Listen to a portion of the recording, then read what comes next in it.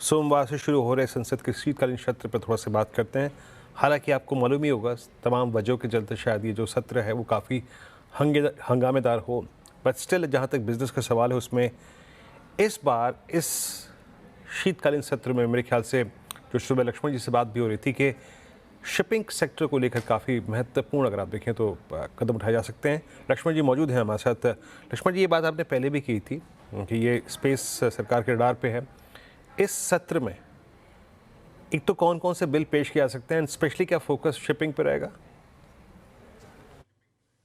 बिल्कुल। दरअसल इस सत्र के लिए 5 नए बिल होंगे जिसको पेश किया जाएगा और पारित कराने की सरकार कोशिश करेगी, जो कि औपचारिक तौर पर बिजनेस लिस्ट में शामिल कर लिया गया है। और सबसे महत्वपूर्ण बात यह है कि इस 5 बिल में से 3 बिल जो है वो शिपिंग सेक्टर के लिए है। तो ये सत्र शिपिंग सेक्टर के लिए काफ़ी महत्वपूर्ण होने वाला है, क्योंकि इस सत्र में आपको कोस्टल शिपिंग बिल पेश किया जाएगा, इंडियन पोर्ट्स बिल पेश किया जाएगा, मर्चेंट शिपिंग बिल पेश किया जाएगा। ये तीनों बिल जो हैं वो पूरे शिपिंग सेक्टर के लिए अलग अलग आयाम को एक नए ऊंचाई तक पहुंचाने के मकसद से किया गया है। मिसाल के तौर पर कोस्टल शिपिंग बिल में कई सारी शर्तें आसान की गई हैं कि भारतीय फ्लैग वाले जो शिप हैं उनको लाइसेंस की ज़रूरत नहीं होगी। स्टैंडर्ड यहाँ के अंतर्राष्ट्रीय मानकों के हिसाब से किया जाएगा, क्योंकि विदेश के जो शिप हैं वो आसानी से आ जा सके, उनका टर्न अराउंड टाइम को कम किया जाए, कोस्टल शिपिंग को बढ़ावा दिया जाएगा। इसी तरीके से इंडियन पोर्ट्स बिल में पोर्ट्स की क्षमता बढ़ाई जाएगी, पोर्ट्स में जो गहराई होती है उसको बढ़ाया जाएगा।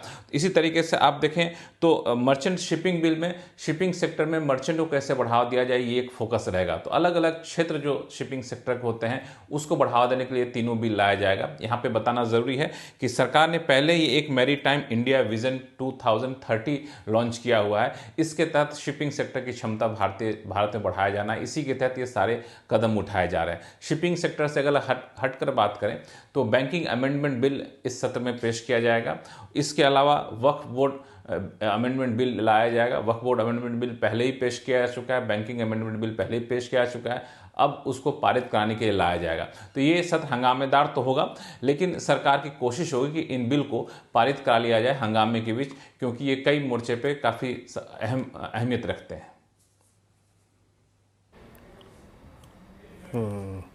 तो ये 5 बिल और उसमें से महत्वपूर्ण तवज्जो और फोकस जो रहेगा सरकार पे शिपिंग पे रहेगा। लक्ष्मण जी, बहुत बहुत शुक्रिया इस पूरी चर्चा के लिए, जानकारी देने के लिए।